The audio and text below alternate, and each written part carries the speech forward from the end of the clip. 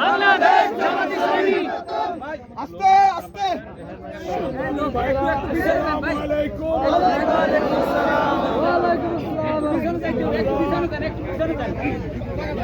ছাত্র হাজার ছাত্র জনতার প্রতি শ্রদ্ধা জানাতে, তাদের শাহাদাতের কামনা করতে, তাদের শোকাহত পরিবারকে সহানুভূতি জানাবার জন্য আমরা আজকে বরিশাল সফর করছি।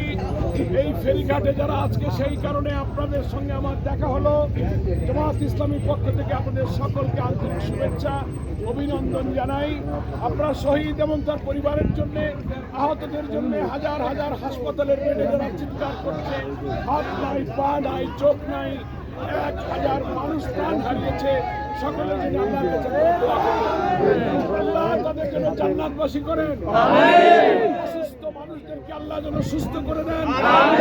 ছাত্র জনতা রক্তের উপরে দাঁড়িয়ে 18 কোটি মানুষের আজকে যে স্বস্তি, যে আনন্দ, আল্লাহ তাআলা এই বাংলাদেশকে একটি নতুন বাংলাদেশ নির্মাণের জন্য আমাদের সহযোগিতা করার তৌফিক দান।